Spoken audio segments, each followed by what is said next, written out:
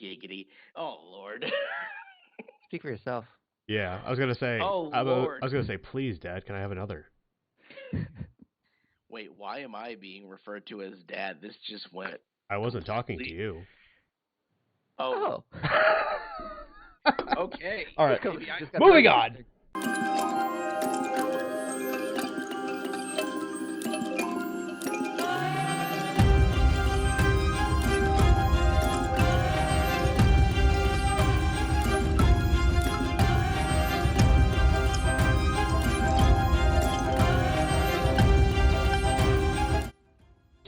Hello, everyone. Welcome to Discussions with the Devil. I am that salty devil.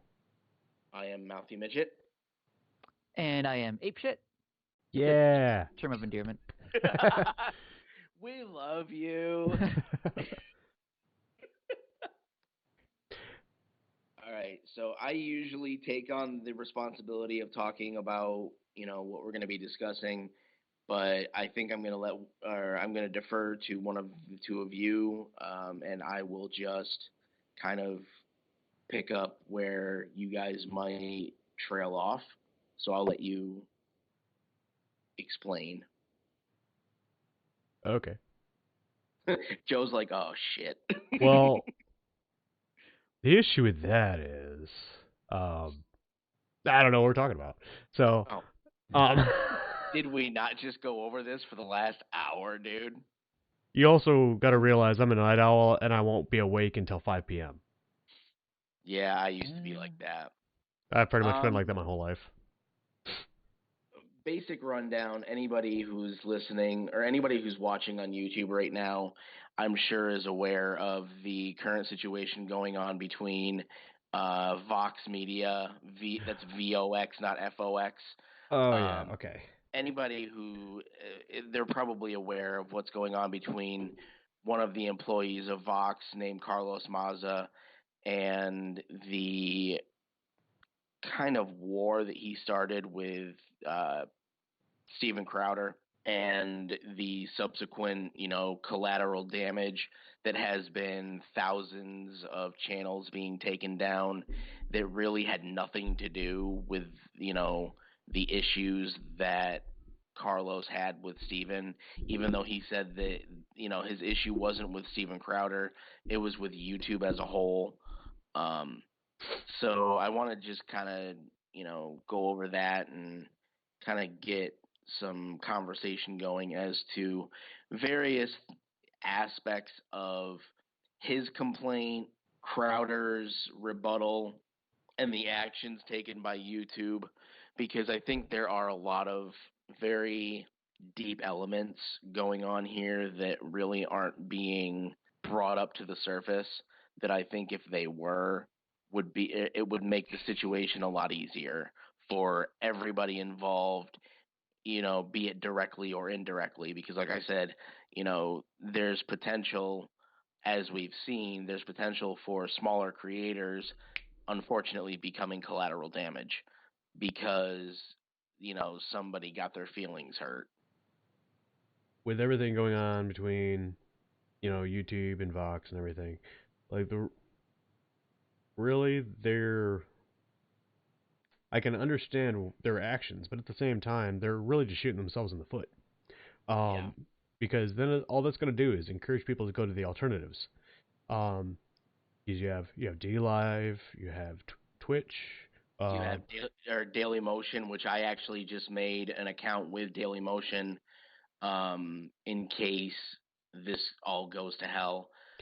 There's also a site called BitChute, which is really cool. Yeah. A lot of the creators that I watch are also on BitChute. I don't frequent that site just because it looks very primitive the way it's set up. It looks like one of those, dark web websites that you would go on as an edgy teenager. So it's not very professional looking, but it's it works for what it needs to. Yeah. But there are other alternatives, but I don't think that there are alternatives that would afford us the same privileges as YouTube does. But, YouTube dangles privileges over creators' heads when they're out of reach. And for somebody like me, I have short arms. I can't reach them yet. So Yeah, eh, I get that, but I will say, like, as far as monetary or being able to you know reach that level, um, as difficult as that may be, uh, Twitch is actually easier. Not for videos per se, but for streaming or doing discussions like this, for like we're doing on purpose. yeah, live events, yeah. But it is a lot easier to attain an affiliate status than it is with YouTube.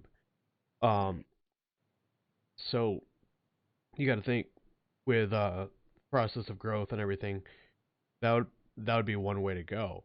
Um, and like yeah, like for the most part, and we could probably say the same thing about YouTube. Twitch is predominantly uh, dominated by gaming.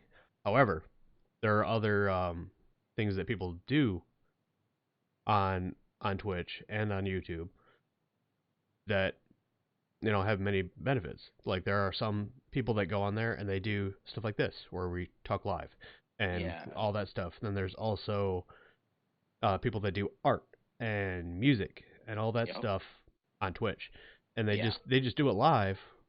But I mean, they're tapping into the audiences um, that otherwise might not be as attainable. Because on one platform, you're more likely to see these. People are more likely to see certain videos. Yeah. Twitch has a different algorithm, a different setup, so they tend to see differently. Twitch is still very video game centric though, so Yes. I think it's harder for, um, on YouTube they have the commentary community. I guess we would be considered part of the commentary community, but ultimately what I like to think of us as is the conversation community, because we're three guys having a conversation and having YouTube, which isn't. I mean, there are a lot of gamers on there, but it's not as centric to gaming as Twitch is. So I think that we would have a harder time building up a presence and therefore a following on Twitch, because it would take longer, and I'm not sure that we would have. Um, Not that we're really getting a lot of response yet on YouTube, but I don't think we would have the kind of response that we would necessarily be looking for. Mm-hmm. I think it would be cool to do these things live with like um, a chat on the side so that we could interact with people watching us. Yeah. At least easier. But like I said, I think that like the art channels, the music channels, and the conversation channels that exist on Twitch, they are so buried by the gaming community over there that I think it would be 10 times harder for us to establish ourselves over there. Yeah, and I can see where you're coming from, but the way I see it, there are there are many untapped niches that would benefit from going over there. Yeah. So I don't know. Like it kind of depends on what you want to do, but ultimately, I think if you apply you know, the right principles and the right amount of elbow grease, you can really make it on any platform. It's just Yeah. it takes work. It takes time. Yeah. But I'm just saying, like, really, if YouTube is going to continue to, uh, I guess, pull back on the choke collar, uh, eventually, people are just going to leave. So YouTube has to realize that not everybody on the platform may be into BDSM. I don't like being choked by a giggity. collar. Maybe I should leave this conversation and let you and Ethan have at it. Holy crap. Um, But no, I think I want to get into the deeper implications of what's going on as far as and I actually ape shit, if you can pull up some information for me, the year that Google was created versus the year that YouTube was created, because I was actually having an argument with a friend of mine last night, and the one thing that he said that I agreed with was the fact that YouTube has never really been a stable platform. No. I think if they had remained an independent platform, I think they would have been fine. But the one thing that he was arguing with me about was the fact that he swore that Google has always owned YouTube, which is not true. Google Google was created and launched the year before YouTube, and YouTube was then launched, and they didn't end up buying Google didn't end up buying YouTube until I think they were 2 years old already. So they didn't always have control over YouTube. Right. Okay. So yeah, Google was, I guess, founded or created September 4th, 1998, Menlo right. Park, California. I forgot they were in the 90s. I thought they were more in the 2000s. Yeah. However, YouTube was founded or created on Valentine's Day, February 14th, 2005, in San Mateo, California. Isn't that so lovely that it was created on Valentine's Day? Yeah. And they should stick with, showing love to their creators, but they don't. Well, just for our viewers or audience, I did want to give some background info because, in all honesty, I'd never heard of Steven Crowder or Carlos Maza before. So Steven Crowder is a conservative Canadian-American commentator, actor, and comedian. He is the host of Louder with Crowder and a late-night style comedic television show covering news, pop culture, and politics on his own site. And then Carlos Maza. Oh, yeah, Maza. Okay. Sorry about that. He is an American video producer who writes, produces, and hosts the Vox series Strike Through. Right. Yeah. And I guess this whole dilemma began a couple days ago. So there's this article on BuzzFeed News, a quick paraphrase here. Despite saying publicly Tuesday that right-wing personality Steven Crowder's bullying of a gay Latino in YouTube videos didn't violate the platform's policy, YouTube turned around Wednesday and banned Crowder from selling ads against his videos because his statements violated the platform's policies. And, okay, bear with me. Those policies were, let's see, okay. Initially, let's see, its rules prohibited content that is deliberately posted in order to humiliate someone or makes hurtful and negative personal comments about another person. One thing that I think needs clarification. Steven Crowder's comments did not violate the overall policies of YouTube and their posting policies. What the policies that they claim he violated have to do with the partner program, which allows channels to be monetized. So it wasn't the overall policies that he violated, but they made claim that he was violating the partner program policies. Oh, okay. Because I know YouTube got some pushback saying, that how could they, promote LGBTQ rights while also having an entire swath of the population being insulted and bullied by, in this case, Steven Crowder. Yeah. So, but there was an update to the YouTube's policy, and they're a little bit more extended.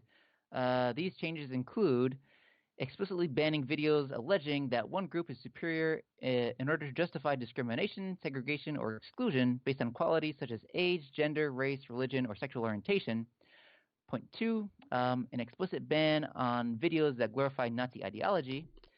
Point 3, removing content that denies well-documented events such as the Holocaust or the Sandy Hook school shooting. And then point 4, stopping channels that repeatedly brush up against or our hate speech policies from earning advertising revenue. See, the problem that I have with that is it's still too vague because they went all scorched earth and started deleting thousands of channels. There were commentary channels that were deleted. They were demonetized. Some were completely banned off the platform, and there were even some gaming channels that ended up, getting thrown off. So I don't. Their policy that they created because Carlos was, kicking his feet and whining.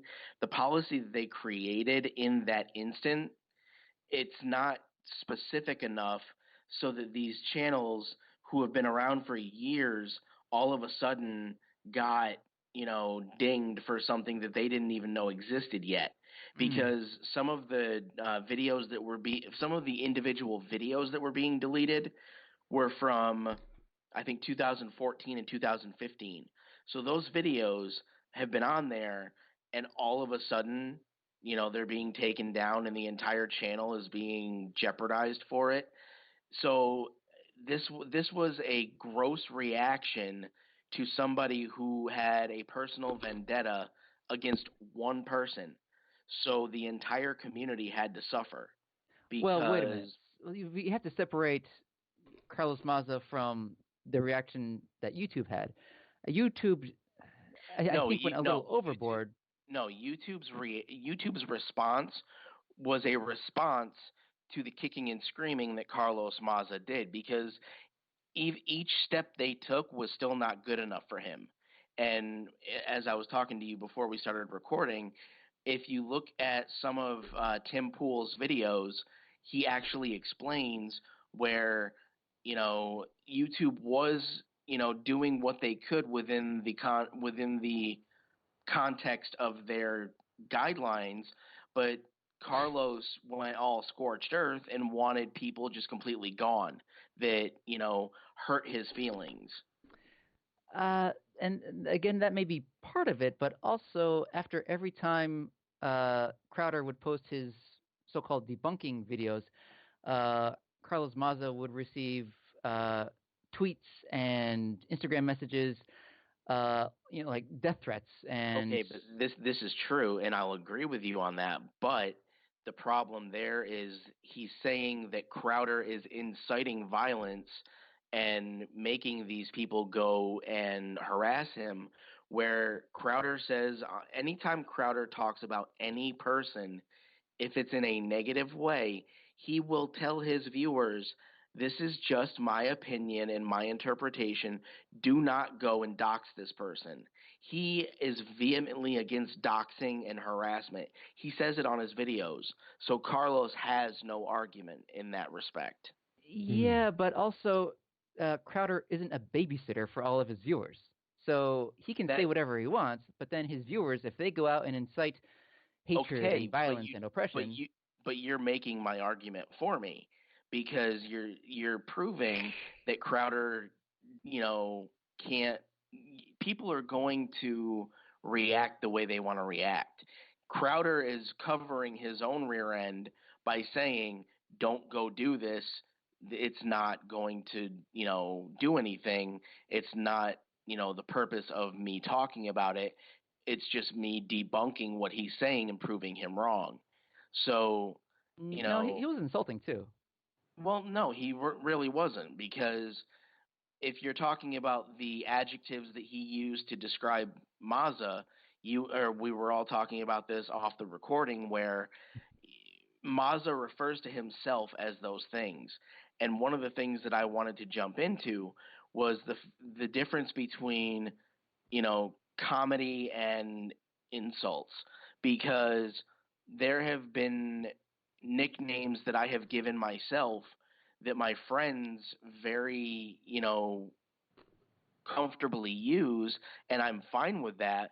But somebody that doesn't know us, if, when I fall out of my chair and one of my friends is with me, laughing, even if I'm laughing and they're sitting there saying, "Oh, come on, stop being lazy, get your ass back up," somebody else could get offended and tell or try to get them in trouble for hate speech.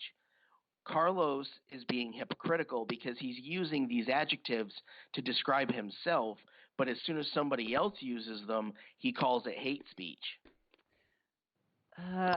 All right, but there is a point.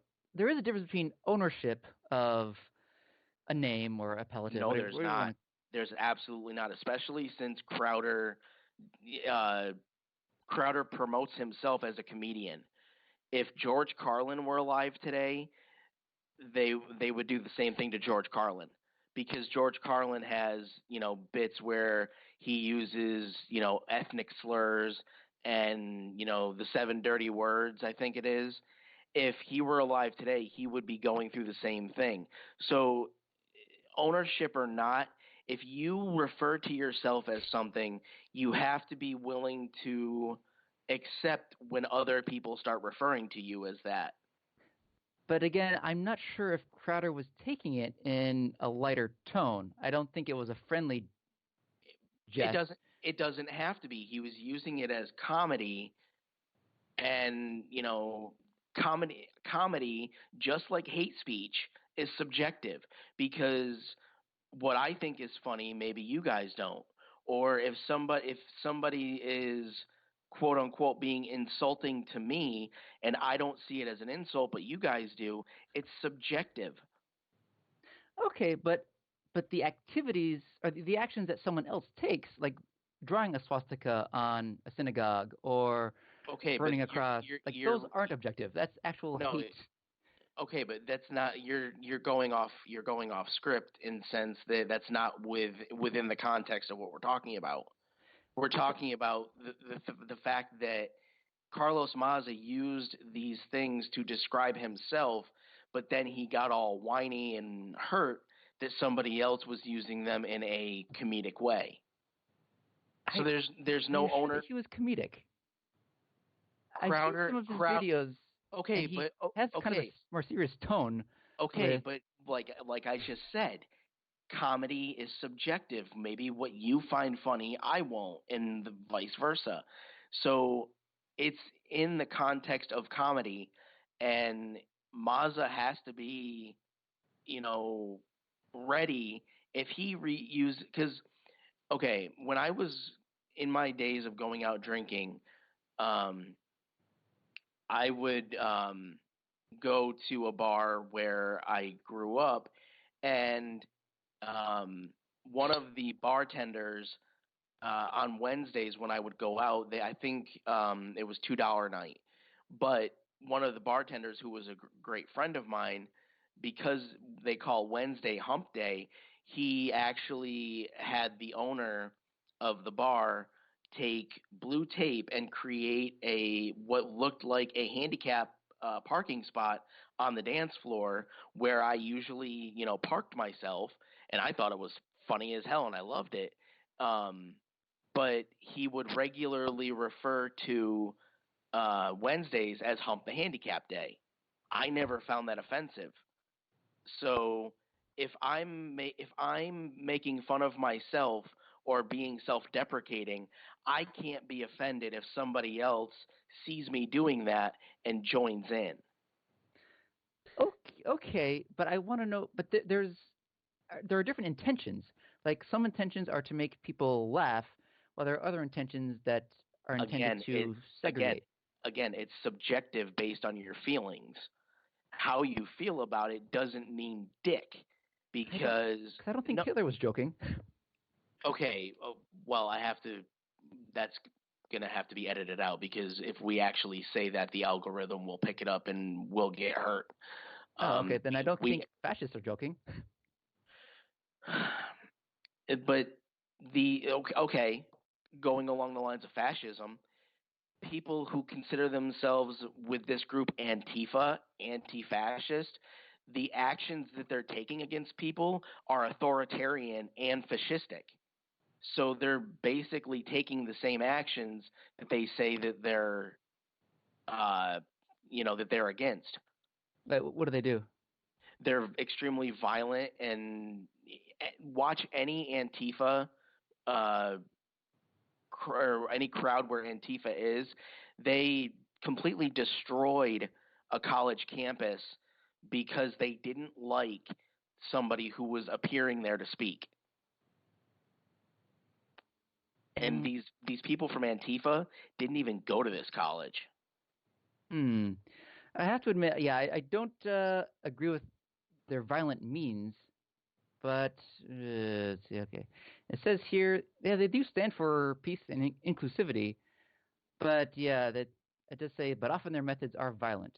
Yeah. And yeah, I think that's.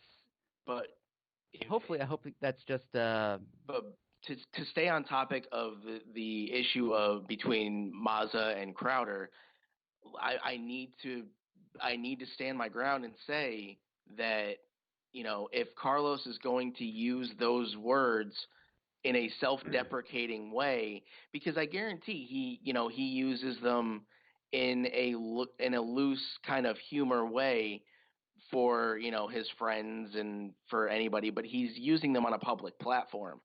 So somebody who is a self-described comedian, if he ends up using those words that Carlos uses to describe himself, Carlos cannot then all of a sudden call those words hateful, because in that respect you're using your feelings instead of logic, because you're saying, because hate speech and or comedy are subjective, and I've already made my case for those. One thing that I find funny, you may not. One thing you may find hateful, I may not. It's perspective. All right. I mean, I'll give you that, but I also think even though the reaction YouTube took, I think, was overloaded, they're a business, and if something happens where there is, I'll play the argument, that there is legitimate hate speech on YouTube. YouTube is not the government, so they can decide what they want to do with that sort of material. If they are found to be liable or complicit in the activities of the consequences of said hate speech, then that would look really bad on them. Well, that's why they consider themselves a platform instead of a publisher, even though they will in their there's an area on their website where they manually curate what they put into the trending tab, like videos that are trending. They manually curate that and decide what they want in trending. So in that respect, they're no longer just a platform, they're a publisher, because they're deciding what is being shown on their front page. Yeah, so I mean, they can't act as a publisher and a platform because they're in conflict with each other. Right. But no matter what you do, you cannot escape the fact that we all live in a society, whether we're free and out in a public park or within the confines of the platform YouTube. There are always social consequences to something. And in this case, if it is hate speech, there are going to be consequences. And in this case, YouTube decided to pull ads from Crowder's channel. But I think we need to address the fact that they went further than that, and they're affecting a lot more channels that have nothing to do with Steven Crowder or Carlos Maza or Vox. And I would say that's unjustified, because they're doing it indiscriminately. Whereas, hypothetically, if there's a history channel talking about, World War II, say, they're inevitably going to have to mention something about one of the two sides. And if that gets them pulled, then that is a whole swath of World War II, I don't know, intelligence or knowledge that's going to be cut from a platform. And I think that itself is probably wrong, because that's history. Whereas if you have, in the case of Crowder, that enables and incites bad behavior, but there should be consequences for that. But you're contradicting your own argument. You said that Crowder can't babysit his viewers. Yeah, and if he knows his words have consequences, then he should hold it back a little. No, he shouldn't. He shouldn't have to censor himself. He makes the statement of don't go out and dox these people or cause harm to them. He makes it known that he does not support that. So he shouldn't have to do anything further because he can't control the actions of what other people are going to do. People are going to react based on their own emotions and feelings. And one of the things, because I want Salty to be able to jump in here, the other thing that I want to jump into real quick is when email first became a thing and, everybody was communicating via email. A lot of the times when, at least from personal perspective, when my uncle would send an email to myself, my mom, or my grandmother, he had a way of joking around in person that we understood and we adapted to. But when it came to email, the emotion was taken out of there. We didn't know what emotion he was writing with, so we didn't really necessarily know how to interpret the statements that he was making. We didn't know if he was serious or we didn't know if he was joking around. And so when you have something like email, you can't determine the tone that somebody is writing in, nor can the person writing determine how you're going to interpret it based on your emotions, because you're going to read that email in whatever state of mind you're in. And even if the intent is not there, you're probably going to take it, offensively if you're in a pissed off mood. Yep. Right. Well, then, if everything is subjective, then that means Carlos Maza has a perfect right to react the way he did. He does, but he doesn't have a right to, affect the livelihoods of others by kicking and screaming. Well, then how does Crowder have the ability to affect, or have the right to affect Carlos Maza's well-being or the entire? But because Crowder's actions are not telling people to go do this, they are completely doing the opposite. They're doing it themselves? No, he's commenting on the things that Carlos is posting, but he's also telling his viewers, this is only my opinion. This is comedy. Don't go and harass this guy. This is only my opinion. Yeah, where does he say that? Give me a link and I'll... He says it in many of his videos. Anytime he talks about anybody, if it's in a negative way and he thinks that people are going to take it negatively, he will tell them, I am completely against doxing. Do not go and dox this person. Do not go and harass.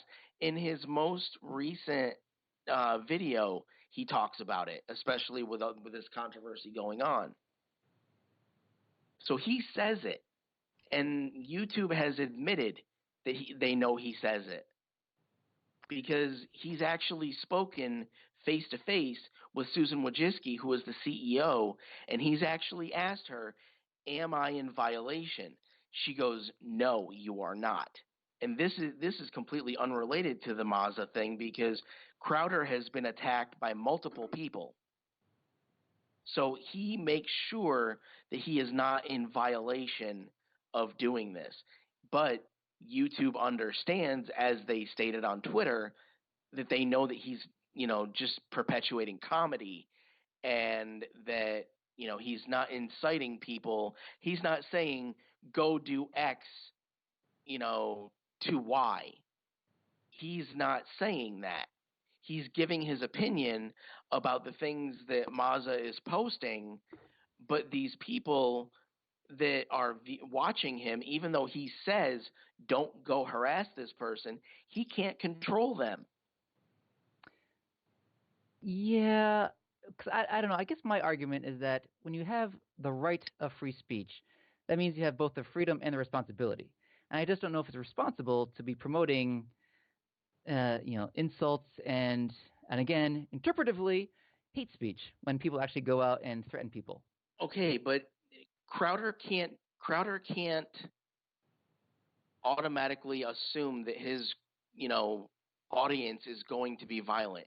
He doesn't know how they're going to act. He's just creating content just like anybody else on the platform.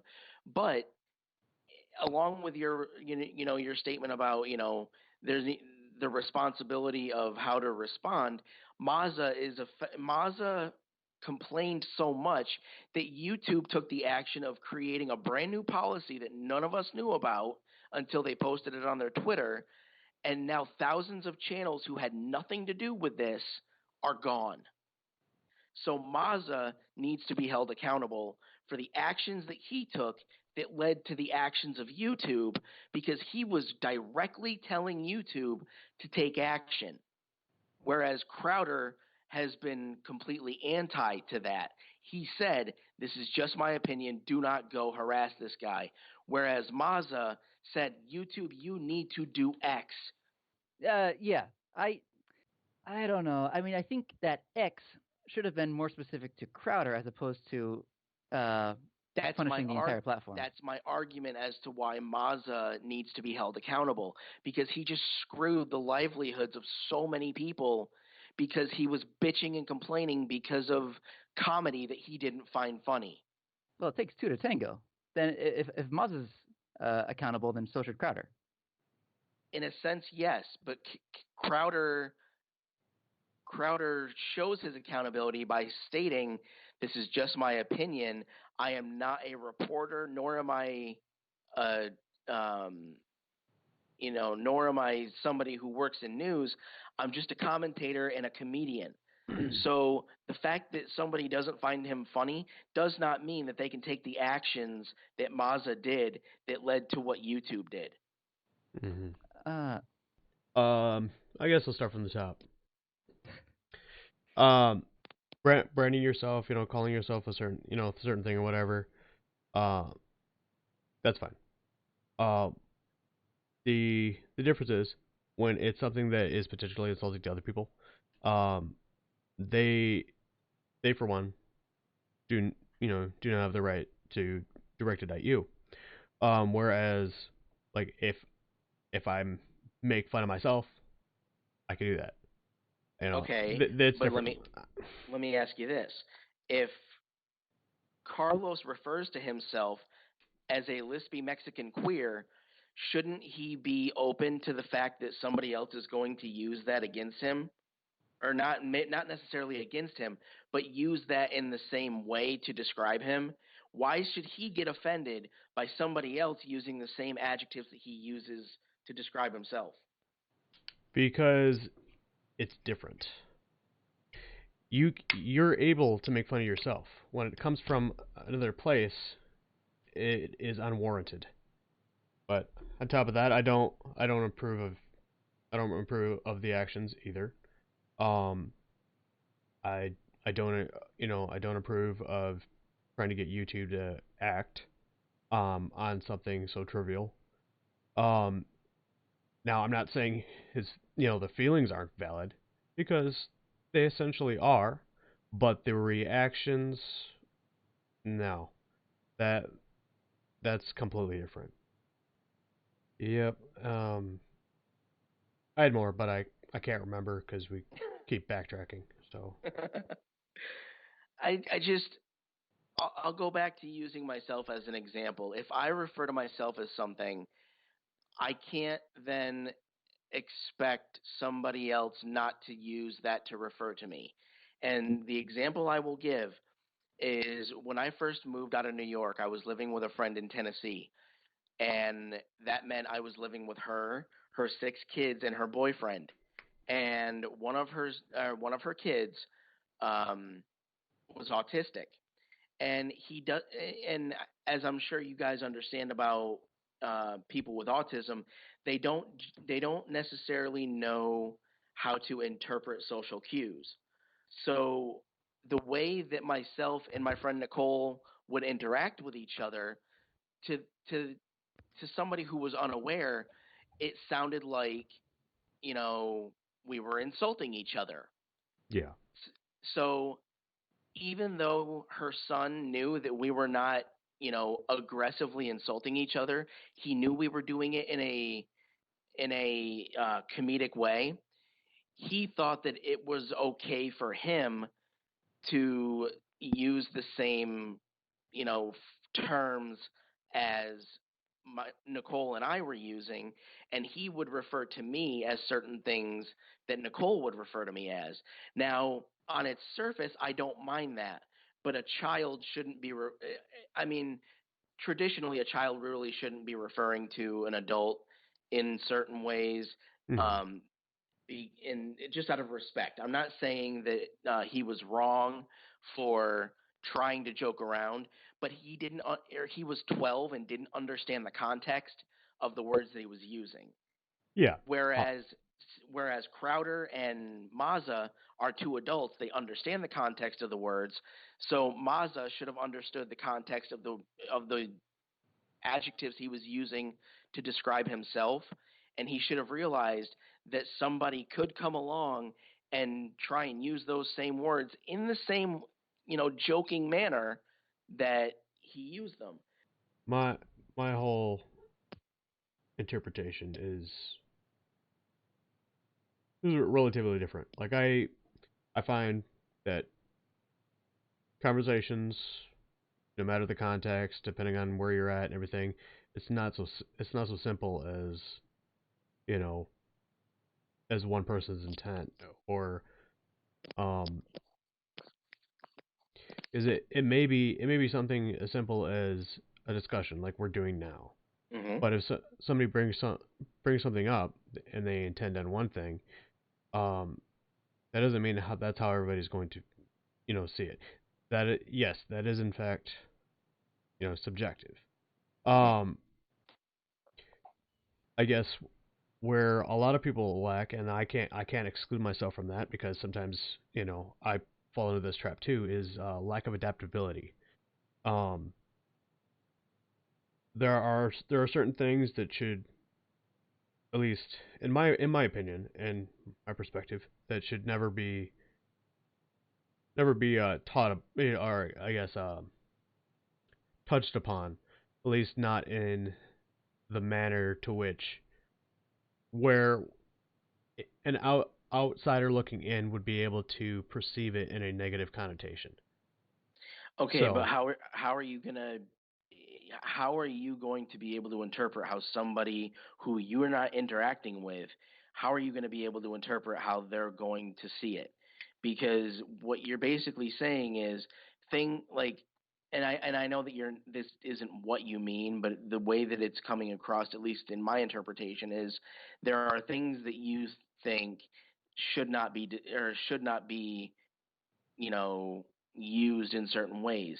So what you're basically saying, and like I said, I know you're not using it this specifically, but if I joke around about me being in the wheelchair, if somebody else gets offended, that means I shouldn't, if I'm joking around with a friend of mine who I've known for 20 years, that I shouldn't joke around like that. It's not my fault that somebody else gets offended. It's not my responsibility to police people's feelings. no, it's not, and that's not what I'm saying. No, I And know, and and you know that is an example of it being subjective. Whereas there are certain things. An extreme example. I am vehemently against using the N word in any of its form, I don't think no matter what. anybody should use that word. I don't think anybody should use that word. Yeah. Um, and I don't want to hear it. I don't want. I don't care how it's said. Doesn't matter. I don't want to hear it. But It's historically hateful. So right. I would rather just not. But if you're walking out of Walmart and you hear two black people talking and they use it within within a conversation between each other, you're not automatically going to go over there and say, "Okay, you just offended me by using that word. You need to not do it." That's what I'm saying. You're not going to take action against them because what they said was not directed at you. Okay. But and then that goes back to my previous point, adaptability. You need to be able to adapt to things because there are certain circumstances and all these other things that could be deemed hateful by people's perspectives that may not necessarily mean that that is what is going on. Like an interaction between one black person to another, they can use those words if they want. Some of them, it's still a no go, and they'll beat up their friend. It doesn't matter. Yeah. Um, Yeah. but then there are others that they're fine with that as long as it's with their friends. Hmm. Um, it depends on the circumstances. You got to be able to gauge who you're talking to, gauge where you're around, people, walking by. You have to be openly aware of what's going on. And I'm not saying everybody's perfect. Nobody's perfect at being able to do that stuff. But it is necessary, especially as things get more complex and more convoluted as we get older. Um, so you got to do the best you can. But demanding action based on those particular circumstances is a waste of time and energy, and it not only impacts or impacts you know his demographic, it also hurts people that have nothing to do with it at all. That I am against Yeah. because he should have just let it be just between him and the other guy. That's it. Hmm. That Yeah. that's where his beef was. Yeah. Not with people on YouTube, not with YouTube. That is where I draw the line.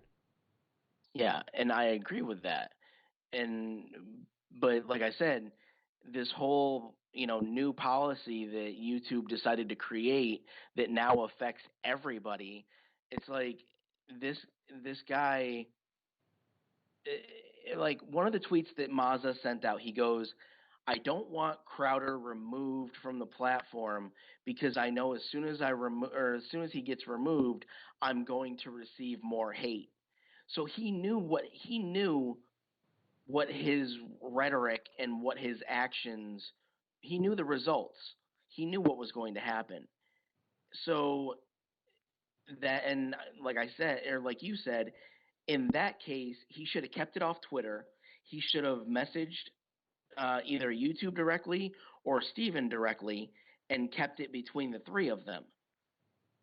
But now all of us are drawn into this and we're running around like chickens with our heads cut off trying to figure out what the hell is going to happen.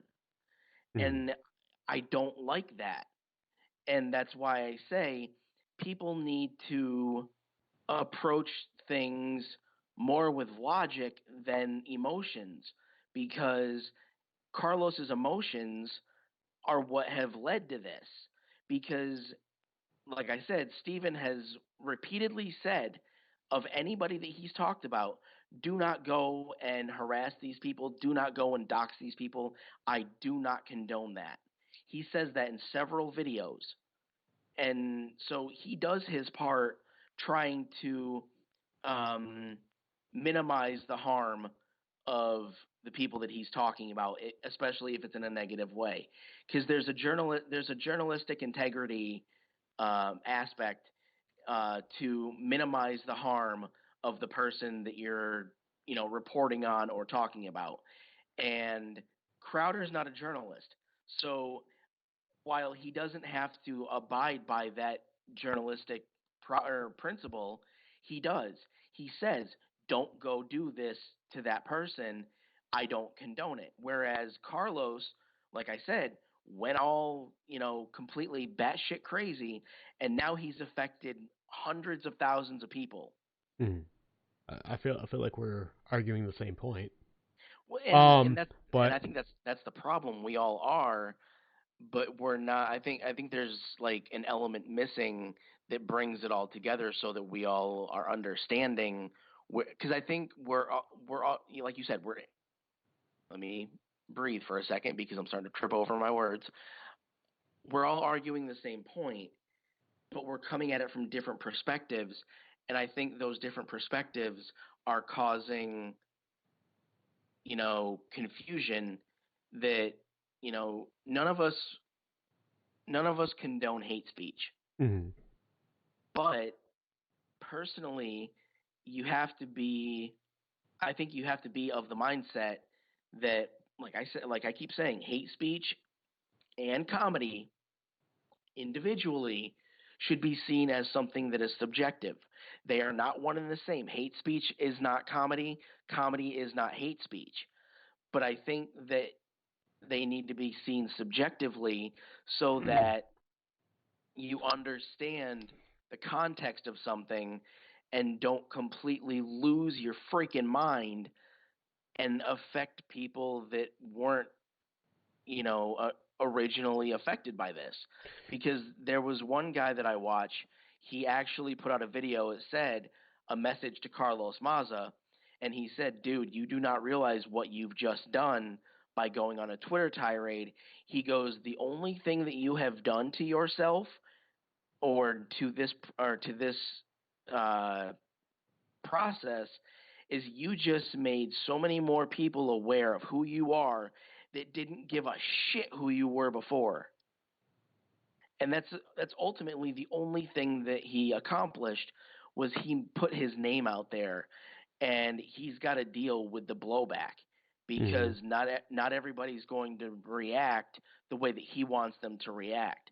So one of the things that I was talking to Ape Shit about earlier was that when the Democrats right now are kind of going at each other's throats instead of coming together on a unified front, President Obama actually stepped up and said in an interview that the Democrats need to come together on a unified front because nobody knows right now what the Democrats are pushing for, because they're all the Democrats are going after each other, and it's a circular firing squad.